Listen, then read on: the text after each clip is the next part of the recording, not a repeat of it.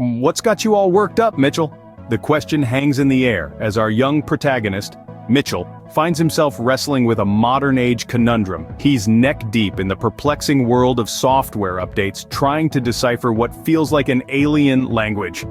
Coding jargon. With a sigh that echoes his frustration, he responds, "It's this new software update at work. It's like they expect me to speak a whole new language. Coding jargon." His words paint a picture of the struggle that many of us face in the rapidly evolving digital landscape. Enter Randy, the senior citizen, with a mischievous twinkle in his eye. He can't help but burst into laughter at Mitchell's predicament.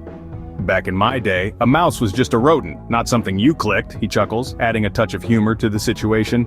Mitchell, however, is not amused.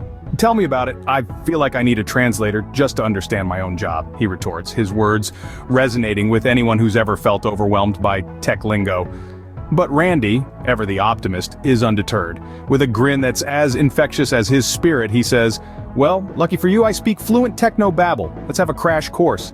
Intrigued and slightly skeptical, Mitchell agrees to the impromptu lesson. And so Randy pulls up a chair, ready to unravel the mysteries of the digital world.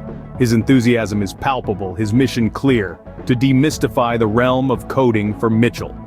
As the scene unfolds, we find ourselves immersed in their journey, eagerly anticipating what's to come.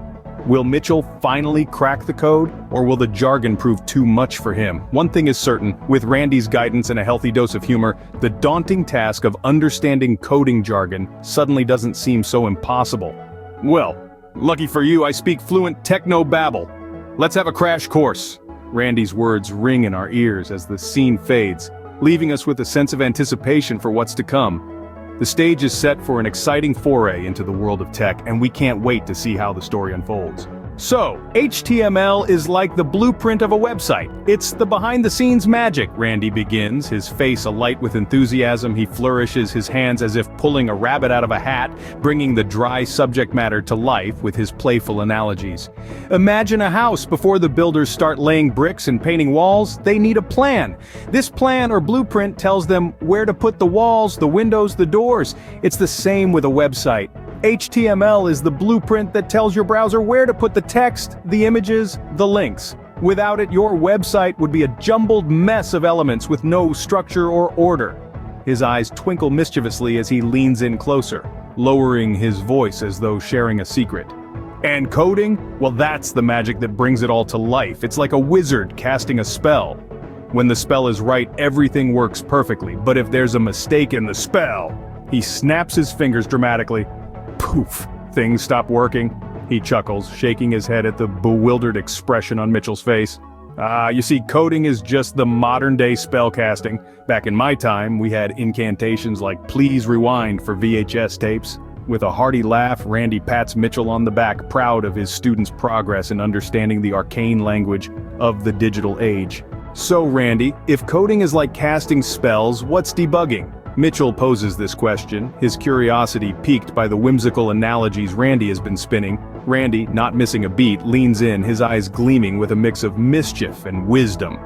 "Ah, young apprentice," he begins, his voice filled with a theatrical gravitas that brings a smile to Mitchell's face. "Debugging is the mystical art of finding and fixing the bugs in your code. It's a quest, a challenge, a high-stakes game of hide-and-seek.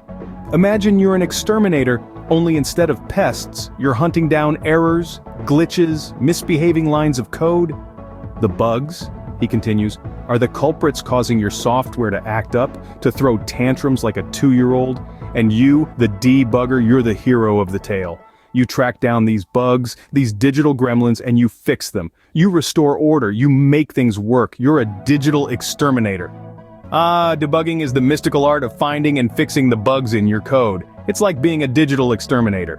Anytime, my young apprentice. Now let's take a break and grab some snacks. Back in my day, debugging required a steady supply of chips and soda. Now we choose organic, low-carb snacks and high-pH water. As Randy and Mitchell take a breather, they share a moment of camaraderie, their laughter echoing over the crunch of healthy snacks. Randy, with a nostalgic smile, remarks, "Despite all the tech wizardry, some things never change." Mitchell nods in agreement. "You're right, Randy, no amount of coding can replace good company."